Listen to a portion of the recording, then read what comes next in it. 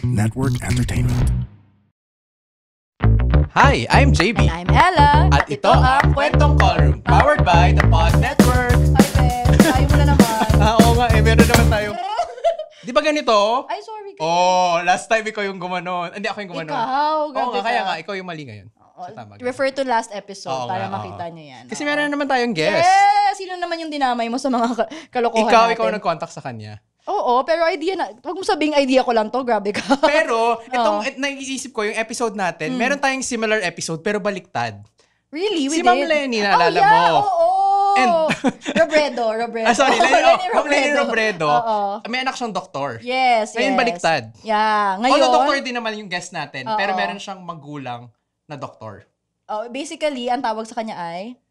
Anak ng Diyos. Yan. Explain mo muna anak ng Diyos. So may concept tayo before. So before pa yung mga mga nepo baby, ganyan. Meron na tayong tinatawag na anak ng Diyos sa medicine. So pagpasok parang sabihin, anak ng Diyos yan. So, parang, ano yun? Yun pala, para siyang basically yung magulang mo ay doktor din. Oo. Yun lang ba siya? Or at more specifically, from the same institution. May ganun ba siya? Or ko in alam. general, pag doctor yung parents mo? ang alam ko pag doktor, pero ano nga yan, parang may pwedeng yung doktor yung magulang mo, pero different institution, hindi nagpa-practice where you are, or pwede din na, as in, prof mo siya, part siya ng faculty, ganyan. Or ano siya, kaklase siya nung prof mo? Oo, mga ganyan. Ay, ikaw ba si ano? Oo. Di Ayun, ko ang laki mo na ngayon! Ganon. Doon pa nakikita yung mga inaanak mo. Oo, sa mga reunion ng class, di So, ba? dahil nga may ganong mga tao sa medicine, nag-invite din tayo. Yes. Yan. But before that, So, we are Kwentong Callroom Podcast. we're best friends and doctors, and our goal is to demystify and humanize medicine. So sa mga listeners na namin since 2022, thank you for staying on, liking, commenting, subscribing, sharing to your friends. Thank you sa walang sawang pakikinig sa amin. Thank you for listening every Monday 5 p.m. when we drop new episodes. At sa mga new listeners, salamat at napadpad kayo sa episode na to. Siguro na curious sila kung ano ba yung ibig sabihin ng insert episode title. Naisipin pa lang natin. Hindi, Ay, di ano ba, Twinito, may nagtanong na oo magkaka-episode ba Oo about, nga. nepo babies in medicine. Oo, Di ba? May ganun, naalala ko yon kasi it's been widely talked about, and I guess that's why napunta kayo sa episode na to if it's your first time here. Oo, na-curious kayo. So sa mga bagong listeners, ang mga kailangan nyong gawin, una, follow. May order. Follow, subscribe sa YouTube channel. Like, ano pa ba? They can Share. comment. You can comment. Ano pa? At mag-scroll pa ng ibang episodes. Yeah, find an episode for you because we've done a lot. This is our near 200 episode na tayo. Uy, dapat special yung 200. Oo naman, pero di pa natin napaplano. So. Hindi tayo magplano today. Okay. Kasi today, ang gagawin natin ay Mag-i-interview ng guest. Yan. So, tawagin na natin siya. Oo nga. O sige, tatay na naman ako. Ayan, welcome. Tawagin mo naman siya. Ay, hello. Welcome to our guest, Doktora Maita Fernandez. Hello. Very full name. Hindi, so, Hello po. Ay, hello. Oh, very pabebe naman. pabebe. Hello po. Sige, so, pakilala ka naman. Hello po, I'm Maita. I'm a doctor po and specifically internal medicine resident po sa PGH po. Very shy siya today. Hindi ako sanay. Hindi, kasi, kaya natin kinuha si Maita dahil, kinuha talaga. Dinampot.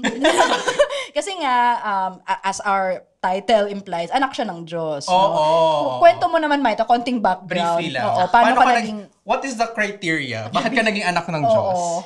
As the title implies, both of my parents are doctors. Well, specifically, third generation doctor na po actually ako. So, lola ko po ay doctor, tapos yung dad ko, then he married my mom na pareho po silang doctors po. It's giving dynasty. Wow! Same institution sila lahat? Or iba-iba? Yung lola ko po, same institution as me and my mom, pero yung dad ko, different institution. Okay. So, ano talaga siya? So, ang implication, anak ng Diyos, kasi parang, di ba may concept na, Ikaw ba ay apo na? ay, apo siya ay apo ng Diyos. Apo na ng Diyos. Ayan. Pero before natin pag-usapan pa yung pagiging anak ng Diyos, meron kaming hindi sinama sa orientation. Okay. Pero, Actually, nandyan na ang iyong mom. oo, doktora. Hindi, so, kasama siya, joke lang, wala yung nanay mo. Pero, para lang magkaroon tayo ng konting lubricant for the conversation, we'll do what we call rapid round. Okay. So, para siyang kapag mabilisang interview sa patient, they will be just quick questions, yes or no, choose among the choices, or kung ano yung una mong maisip, walang isip-isip. Okay pa. Ready Labo ka na kung ano mag-isip. Yan, lapit ka sa mic. Sige, lapit ka. Ayan. Okay. Ready ka na ba, Maita? Yes, G. Okay. Ready, set, go. True love or thriving career? Thriving career. Oh, beach o bundok? Bundok. ER ward or ICU? Ward. In another life, ako ay blank. Business person. Worst chief complaint? Abdominal pain. Oh, ako din. Ako joint pain. Ayoko talaga ng joint pain. Kaya mo yan. Loss of consciousness, ayaw mo nun. Okay lang. Okay lang. Malayo na o malayo pa? Malayo na. Sinong mas madaling magalit, mom or dad? Dad. It's in the long weekend, ako ay nasa blank.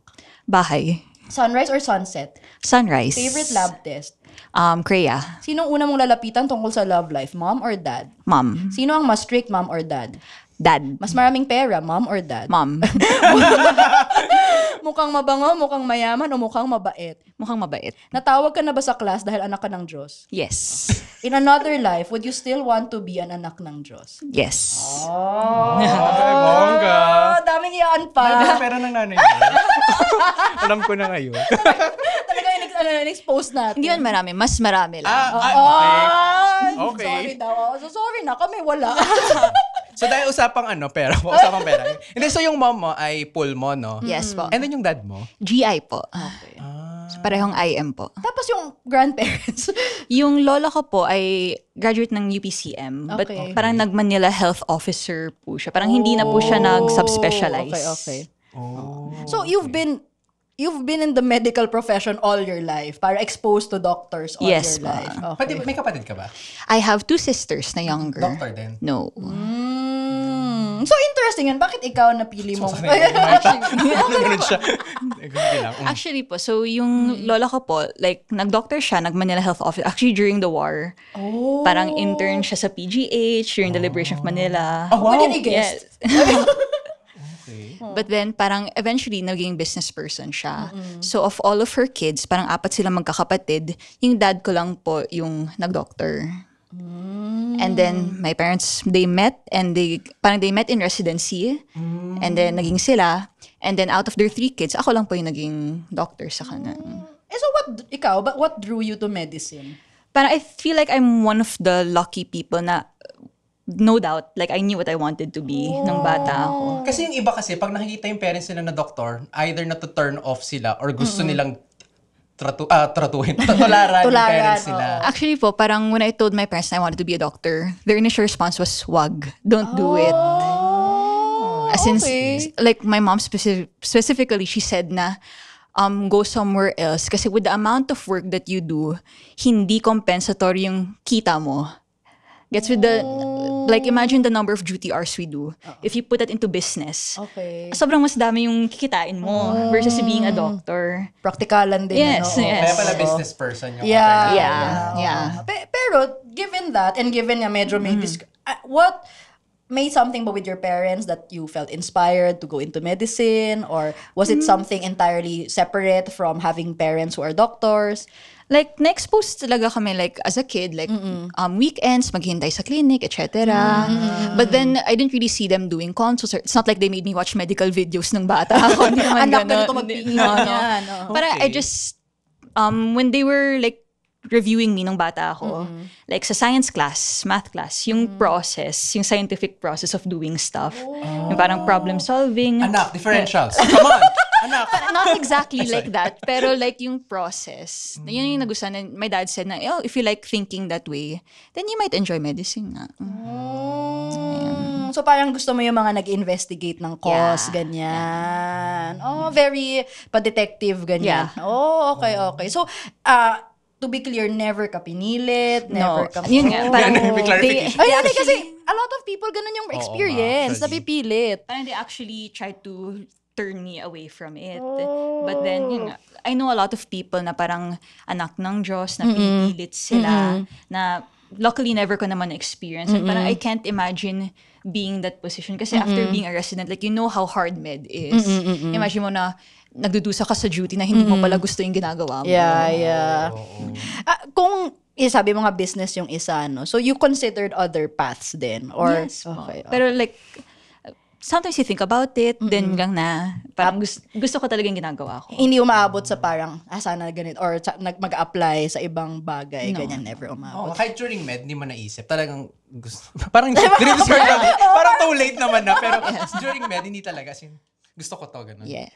In fairness, nakakaingit yung ganun, no? Yung, Parang kaya, for me, I feel lucky in that sense. Parang kahit sa pag-IM, medyo sigurado na rin ako doon. Ang galing. Yung IM, may influence din ba yung parents mo doon? Maybe parang like unknowingly. Sa akin talaga, like if you had me pick, I am talaga. Like hindi naman talaga ako nilure or Surgical. pinilit. Ayaw mo surgical. Okay. Were you, Yung pag ganun yun. Yan, no? may ano ba, may feeling ba nun na, kasi may kilala kong anak ng Diyos naman na, wala siyang ibang alam na trabaho kasi everyone sa pamilya niya ay doktor. May ganun ka ba? Or hindi naman? Hindi naman. Actually, yung lola ko, after she was a doctor, she went into business na lang. So, parang may exposure din po ako sa business side.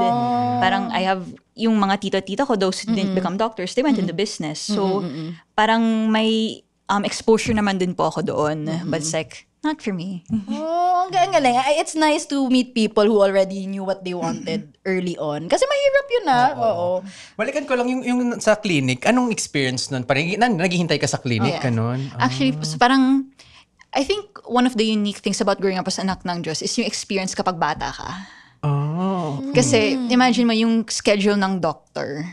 So, when you're a kid, early riser talaga kami. Like, our entire household is up at 5 a.m. 4 or 5 a.m. grabe yung katpandidiri ni JB. Kasi early po mag-rounds yung parents ko. So, Sinasama ka?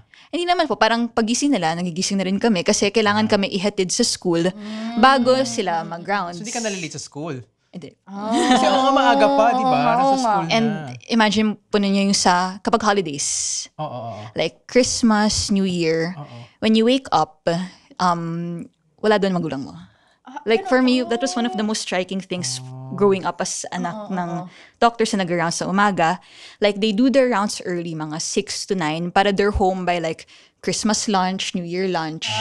So parang ang compromise nila, agahan na lang nila para they Hindi can sila spend more nagsiskip? time. Kahit grabe. Christmas? Apparently Isang day na. lang naman? So talaga mag-around sila. Okay. So I can only imagine kapag surgeons yung parents mo, tapos biglang, Oo nga. Yung mga kilala kong gano'n, na surgeons yung parents, ang nakwento nila ay parang papapasukin sila sa residence quarter. So may scrub suits sila. Nung bata di ba sila. yung mga nakausap natin, parang sabi nga nila, parang immune na sa mga hospital-acquired infection yung mga bata. hindi naman kami umabot doon. Hindi kayo dinadala sa wards or But, sa more of sa clinic. clinic lang. So parang Sunday, okay, usually nagmamas po kami sa chapel ng hospital. Okay. Tapos mag-around sila. So okay, iwan ka muna doon sa clinic. Tapos mag-around sila sa wards. Tapos pick up. Tapos So, ang kasama mo, mga secretary, ganun ba yun? Yes po. So, this was your entire childhood hanggang Yes. high school, ganyan? Sige, let's talk more about how it was like before ka pa mag-medicine. So, what other things do you think ay unique to your experience having doctors as parents? So aside from that, parang yung kapag holidays, napapasok pa rin yung parents mo. Kapag may mga school events. Kapag, di ba usually school events, you want to stay the entire time, go with your friends, some activities. Yung magulang namin, no. Uwi na tayo kasi mag-rounds pa kami sa hapon. Kasi wala na sa'yo magtusundo. Oo nga, okay. So usually kapag school event, 2 o'clock, alis na. Active ba sila sa school events? Hindi. No. Hindi sila kasi I would imagine kung lagi silang may hinahabol na rounds or clinic, hindi nila mapupuntahan nga. Ang galing nga. Pero, were there times na sinasama ka sa mga, I don't know, hospital events, mga charity events? I'm not sure. May ganun Parang ba? nung tumanda na lang kami, Okay. like nung nasa medicine school na ako, like my dad was trying to lure me to go into GI. Parang tinatry niya ako ibutas. Parang since nandito ka naman na anak, dito ka na sa akin. So parang sinasama niya ako sa mga colon niya to observe. So may ganyan perk, I guess, na Yung mama na sa Bronx. Oo. Sa Bronx. Hindi ako sinasama. Okay. Akala ko sinasama ka sa Bronx. Oh, dito ka naman. Pustahan tayo. Ibang orifice ang ating papasukin. Wag ka dyan. Dito ka sa esophagus, ganyan. Sige. So, sige, punta na nga tayo dyan sa nung intermed ka, di ba? So, Yes, po. you proceeded to medicine right after high school. So, Yes. while you were in med school, what was it like knowing that your parents are doctors? So parang actually, even before being in med school, like getting into Oo. intermed, kasi parang mom ko ay intermed din. Oh. Parang first batch sila. Sorry, first First batch? batch. First batch ng Ever intermed. batch? Yes. Oh. Dami nating natutunan ako sa nanay niya ngayon. Oo nga, no? First batch.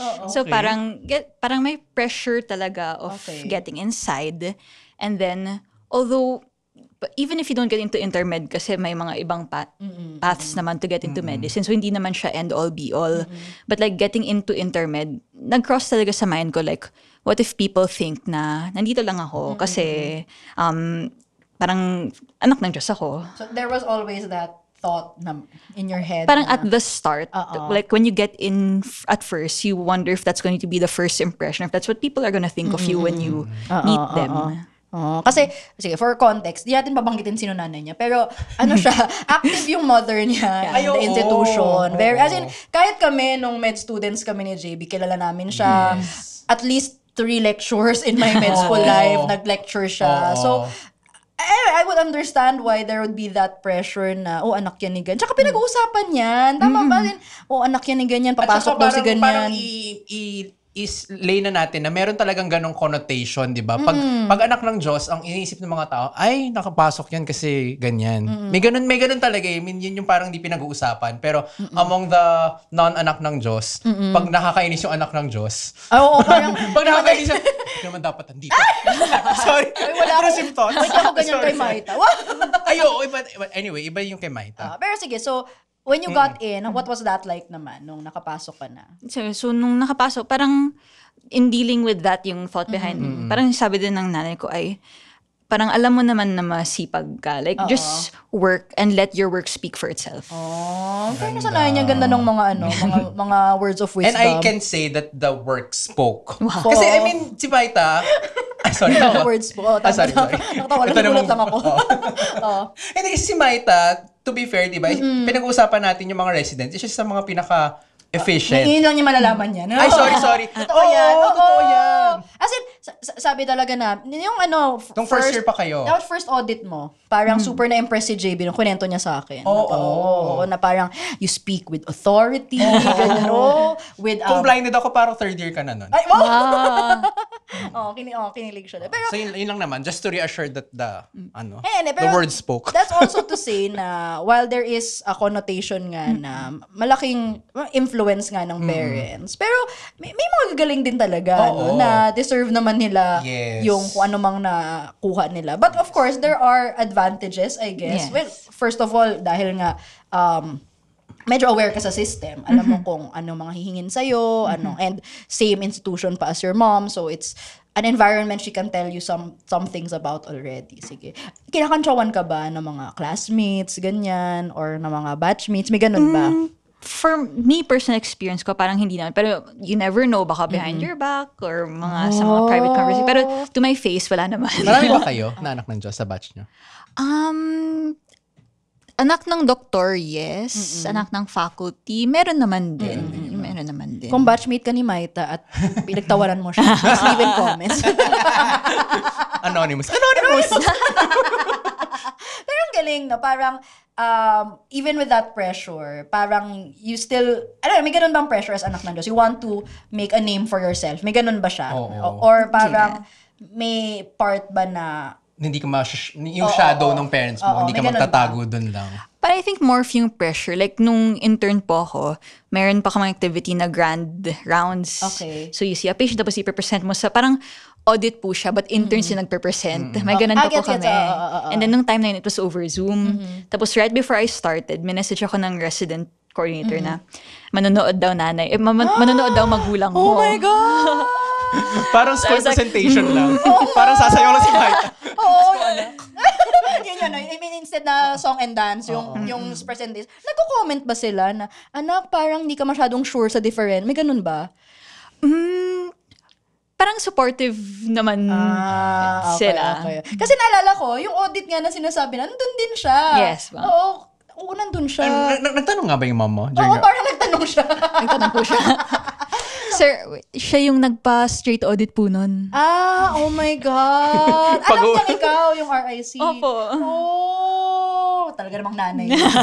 Pero nabanggit mo kanina na yan nga, parang nasa audit ka. Tapos may ganun din ba na sa class at ikaw ba yung anak ni ganyan? May ganun. Yes po. Ano nangyayari? Pinapatayo ka ba? Pinapa-recite? Ganyan? Parang may a few times na parang, sige, tingin po sa class list. Sige, tawagin natin si Fernandez. Ikaw ba yung anak ni Opo? Okay, sige, sagot ka. So, yun yung lagi kong nakikita na tinatawag. Para pag wala ibang mata, lalo yung batchmate nila, yung magulang. Parang, kilala ko yung nanay mo. Ganyan. So, ano siya, talagang, I guess both a blessing and a curse siguro, di ba?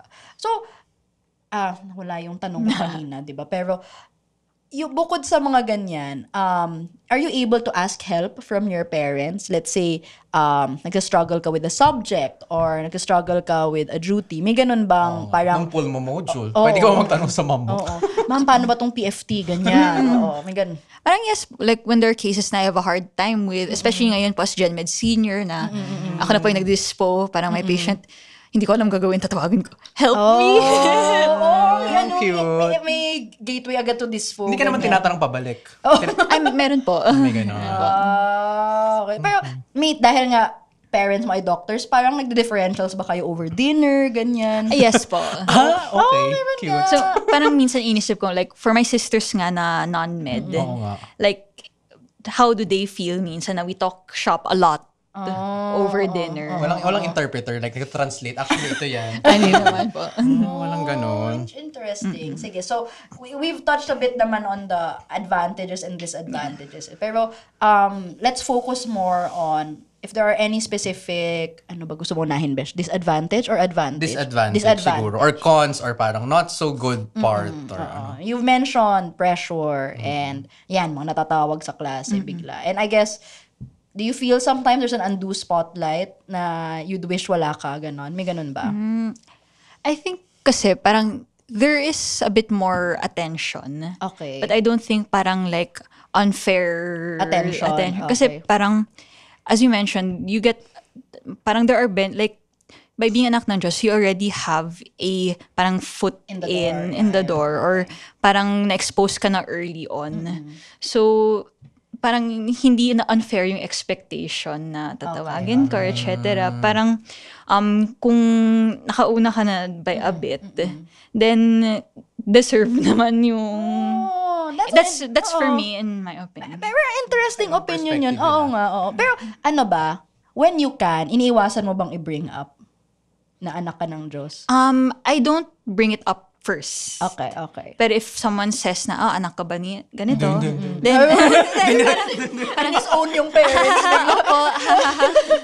parang Ibang awkward Fernandez na. mo, Fernandez. So parang, yes, ako po. Parang, opo. Ganun.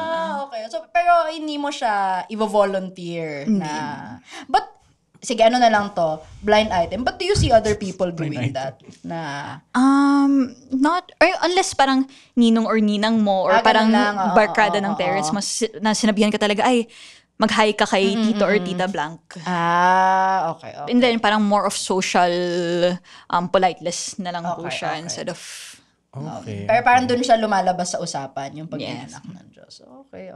Pero, what would you already mentioned, may advantage talaga of having a foot in the door naman. So, what are the other things na tingin mo blessings or advantages to being an anak ng Diyos? I think more of yung parang early exposure po talaga. Okay. You see what the career is like. Like, with my parents, very different yung careers po nila. Okay. Like, my mom, super, like, gung-ho siya. Like, ang dami niyang ginagawa. Well, my dad, parang he's a type na gusto niyang, he's home by 3 p.m. Nanonood na lang siya ng TV or nagsasnacks na sa bahay. So, you're able to see what the different types of career or lifestyle there are and you get to pick which Okay. Oo one. nga. So, anong gusto mo dun? Yung sa tatay ko. Sa bahay na by 3 Ako p.m. din. By Gusto 3 ko PM. rin, gusto ko rin ng ganyan sa tatay niya. So like parang yung dad ko, GI, so procedural yun. You expect na mas malaki yung kita niya. But yun, because he wants his practice to be more low-key. While yung Chill mom ko, lang, yung mas, ang daming ginagawa. That's why sinabi ko po na siya yung parang mas maraming kinikita. Pero, ang tawag dyan, even if nakita mo growing up na hindi nakaka-uwi or laging may ganap kahit holiday, hindi ka na-discourage doon. Wow. Hindi naman po, because like they parang made it a point to make time with us. So that's nice sabi ko, to hear, so pwede naman din pala. Diba? Kasi yung iba kasi yun yung parang na-turn off sila sa medicine kasi parang yung parents nila mas minahal pa yung trabaho kumpara sa sariling pamilya. So you never felt that na parang you always have to, or laging Compete. pinipili yung job. Hindi mo naramdaman yun with I your think parents? no. Like, we also, growing up po kasi we lived in a compound. So, like, I live with my cousins, titos and tita. So, kapag wala yung magulang ko, hindi ko medyo napapansin kasi I'm just playing with my cousins. So, in fairness, may ganun na, May support system. oo, kasi parang hindi naman ikaw alone talaga. Are you the eldest ba? Yes, eldest. Okay. So, hindi mo naman na-feel na lagi ka mag-isa or naiiwan sa, I don't know, yaya, driver, ganyan. Wala kang ganong, Looking back on it, parang there were times na I could have felt that way. Parang sa kid brain ko naman, hindi na-process that way. pero ibig sabihin, nakakabawi talaga yung parents mo in other ways. So, what specific ways sila bumabawi? For the MD parents, ganyan. Parang yun po, yung dad ko, like, palaging, kasi, just for context, we lived in Manila nung growing up. Yung dad ko, nagpa-practice po siya sa Laguna, Binyan. Layo. Layo. Uwian po siya everyday. Tapos 3 p.m. ako uwi. Nenit na lang. Di ba na lang yun? Nung time na yun, mga 6 p.m. pa. Half day lang pala. Okay. So I think and parang nung growing up, nire-review pa kami ng parents namin for exams until high school. Talaga? May time pa, no? Oo nga. Kahit kung medyo like, yung nanay ko or tatay ko parang patulog-tulog na habang nag-review kami, natutulog na sila. Mitosis. So I think even if I didn't, as a kid, realize it, parang those actions spoke for itself or translated well. Ang galing, no? Ang stellar ng family. Kasi there are many ways this would have gone wrong. Yeah. Parang Oo, totoo. she could have felt na hindi siya pinapansin ng parents niya, pwedeng pinilit siya ng magulang niya, ganyan. So, I think there are ways to go about it na magka-right balance. Good parenting. Pero ano talaga siya, no? Kapag hindi siya nagagawa ng any parent, I wouldn't blame them kasi ang hirap mag-doktor ng may pamilya, may anak, ganyan. Pero nung pinanganak ka, medyo stable na sila as in their careers. Yes po, consultants Kasi na yung rin. iba kasi yung kakilala natin during Residents, residency, oo, nagbuntis, diba? Kaya, ano yun yung naranasan nilang magstay sila sa call room. Kasi nagbe-breastfeed, diba? Or parang may crib na lang sa call room para nandun yung bata, ganyan. But on the other end din po, parang kasi medyo pareho yung isip ko sa parents ko. Like, type A kaming lahat. Like, my parents and me, type A. Okay, My sisters naman, like yung middle child namin, yung sister, very type B siya. Okay. Like, very into the arts siya, very mga So, parang, like, yung other side naman is, because isang hive mind kami, same yung way that we think, like, I feel like they had a bit of a hard time with my sister when she was growing up or going through yung mga teenage years. Kasi lahat kami very medical, very straight to the point. Ito yung problema, ito yung solution. And it's very different when you have a kid na hindi ganun. Or I imagine if, like, hindi ako yung eldest, tapos ayoko mag-med. Or like, gusto ko mag-arts.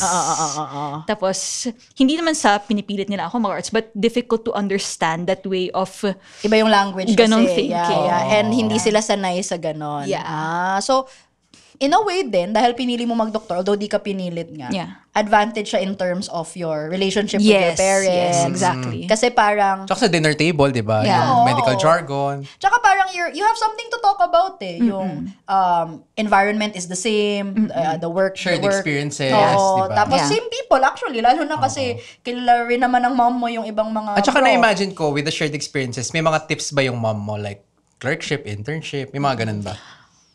Wala po. Kasi it's been a long time. Parang mga So 30 parang iba years na na since their experience. clerkship or internship. Pero at least may ganong I don't know, ganong recognition na hindi na same yung experience. So, baka hindi na ganon ka-helpful yung advice if ever. Sige, I have another question na, what do you feel about that term, anak ng Diyos? Is it offensive for you? Or is Parang it's something, Stereotyping. like, it's something I've heard growing up na for quite a bit, like since I entered intermed. Okay. And for me, parang it's just, you learn how to make it just another word or just another term. Parang I think yung important is you don't make it your personality or you don't make it define your personality. Parang, sure, at first when people first meet you, they might think, okay, anak to ni blank.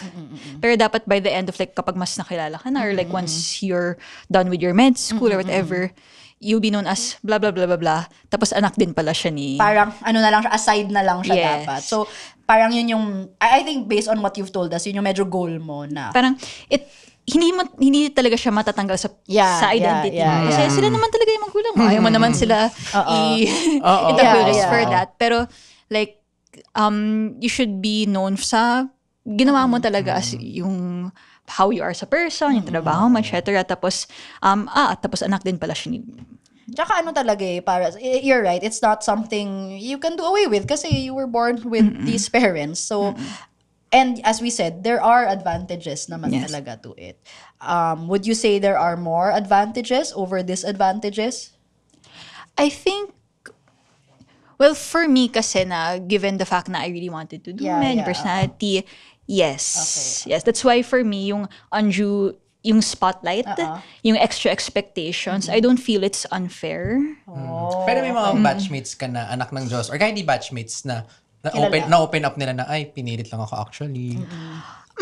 Hindi nag-open up pero nakikita mo. Alam mong hindi nila to path given the choice. Kasi like ako as my position kasi in the department now is I oversee the students. So like lahat ng mga students na dumadaan sa department namin, dumadaan sa akin. So marami na akong na-encounter na anak ng Diyos, both on the ends na gusto talaga nila. It helped encourage them versus yung mga medyo halatang pinilit lang to. And for me talaga yun yung worst or saddest thing. Like, kung if you're in that position, then being anak ng Diyos is... Parang curse siya. Mas curse siya pa yes, ganun. exactly. Kasi may spotlight na nga, ayaw mo pa. Yes. Expected ka pa to perform. Yes. And I guess, lalo na kung stellar yung magulang mo, parang ganong expectations. How do you feel naman about the term Nepo baby? For me, Same like, ba siya as anak ng Diyos? it could be. Okay. But it's up to you. Ay, I ang think. ganda. Fairness kay Maita, prepared. Oo, prepared Kasi ka It's up to doon. you. Yeah. Kasi like, yun nga, with the Filipino culture, you really could use it unfairly. Yeah. You and your parents, you ask your parents, etc. But parang sa'yo naman talaga as a person if you will use it unfairly or unjustly. Like, meron akong kilala na could have, hindi siya nakapasok sa UP. But then, inofferan siya ng kanyang kamag-anak na pwede siyang ipasok. Pero yung sabi niya, no. Kasi kung hindi man lang ako makapasok dito sa entrance exam, what makes me think na masusurvive ko yung 4 years na yan? In fairness sa kanyang principal, oo. May In kilala fairness ko. naman. Nag-drop na. May kilala ko, nakita ko yung... Char! Yun nga, parang, like, it's difficult to change yung institution or yung culture. So parang sa'yo na mismo as a person. Like, kung hindi ka nga nakapasok fairly, magsa-thrive ka ba talaga dyan? Or kapag nagkaroon ka ng advantages that you feel ay nakuha mo nga because of your name. Parang mahirap siyang panindigan, I think. Yeah. Or mas mahirap for Parang you. at the end of the day, masaya ka ba talaga na nakuha mo yun? Ay, pero alam mo, let's be Meron real. May talaga. mga tao, Sa bagay, may no? mga taong Yan. tatanggapin yung advantage na Yes. yun. Kaya naman to conversation at all because we tend to talk a lot about how our parents help us get through things or how people we know or nepotism in general, how it helps us through the systems we are in. Pero I guess Maita is an example of what you should do. Parang, I mean, ano siya, fact of life siya. I mean, ganun talaga, anak eh. At Hindi saka naman, iba-iba naman tayo ng starting point in life, di ba? But let's be real na there are advantages to having parents who are doctors already. Yes. Pero when it comes down to it, maraming ding bagay na within your control, and you could throw away that advantage as easily, or you could use it. Bahala ka. Sabi nga, it's up to you. Depende kung paano mo gamitin yung advantage na yon. And it's not really something you can change. Like, namang disown nga siya or i-disown. Or, sabi, may ganun as in parang ayaw niyang mabanggit at all na yun yung parents niya. Pero, depende din talaga sa paano mo gagamitin yung cards na nabigay na sa'yo ng buhay. Wow. Yeah, pero, props to you for just making a name for yourself. I mean, I'm sure may help talaga having an environment that you grew up in. Not just the name, but also the support, the kind of support. Kasi a lot of parents will also not be able to understand kung anong pinagdadaanan ng anak nila, di ba? Yes. So, meron ka talagang ganong advantage. Hindi mo na kailangan explain yung pre-duty post. Oo. Ako in-explain ko sa nanay ko, hindi niya pa rin gets. So, I gave up. Hanggang ngayon, di ba? Di pa rin niya na-gets. Oo. Pero naman niya hindi lang ako nag-duty. Yun naman yung clear. Pero yan, delicate topic talaga to because not just in medicine, as we all know, we know people who have gone through a lot of hurdles because of their family names. And when it comes down to it, I guess it's also dependent on anong tingin mo sa sarili mo as a person, or kung paano mo hinahandle kung ano yung realidad ng pagiging anak ng Diyos or nepo baby. Because I've seen a lot of people, mas maganda nga yung in-acknowledge na lang na, anak ako ng Diyos, or yes, parents ko si ganito, kesa yung, alam mong yung i-deny pa na ganyan, tapos na wala silang advantages na nakuha, pero meron naman, ganyan. But I think, parang you mentioned yung family name, so parang it's up to you if you want to make it something that trains you down, something that parang gives you motivation to really do your best, or something that you use as a tool na parang to get forward even when you shouldn't. Ganda talaga si Maita. Maganda ng closing yun. Oo nga. Thank you for being Maita. so candid about it. And ayun, kasi sabi nga natin, hindi siya madaling pag-usapan. And honestly, it was hard to find a guest na sasabihin yung Oo nga, actually. Nag-isip pa tayo ng iba pero parang, oo nga. Pero thank you for at least in a way makapakita na it can be a good thing. Not just for you, pero there are people who can handle the family name and It's giving Vico Soto of medicine. Wow! May gusto ka ba batiin? Hello to my batchmates and to my parents. Parents! Nandito sila. So, magpupul mo kung mag-GI. Ay! Dito talaga niya Wala pa, reveal. secret Hindi, po. meron na yun. Ayaw niya lang lang. i-reveal. Mamaya na Baka mag-away sa dinner table. Pero, yan. This is a conversation na marami pang pwedeng pag-usapang variation. This is just one version of what an anak ng Diyos can look like. Ayan. Pero, if you like this episode, please follow Kwentong Callroom Podcast on Spotify, YouTube, Apple Podcasts. We drop new episodes every Monday, 5 p.m. You can also follow us on social media for more chika and updates. We're Kwentong Callroom Podcast on Facebook and YouTube, at Callroom Podcast on Instagram, X, Threads, and TikTok. You can also join our Discord community, Callroom Tambayan, our official community server where you can join us at iba pang mga ka-callroom. So each week, meron din tayong episode question that we post every Friday, 12 p.m. O kaya minsan 5 p.m. na napopost to keep the conversation going. And kung meron kayong questions, concerns, and chief complaints, open pa rin ang kwento mo sa Callroom. It's a Google form where you can submit your questions to us. Kung mapili yung kwento mo, pwede naman yan sagutin in one of our future episodes here on Kwentong Callroom Podcast. To submit, just find the link in our social media pages.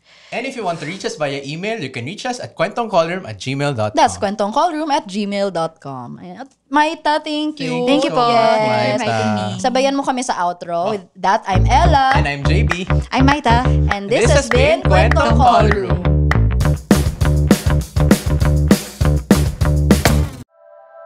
The opinions of podcast creators, hosts, and guests are not necessarily reflective of the official stance of the Pod Network Entertainment, its hosts, or other network programs. The content created by the people behind the podcast is personal and not meant to harm any religion, ethnicity, group, organization, company, or individual.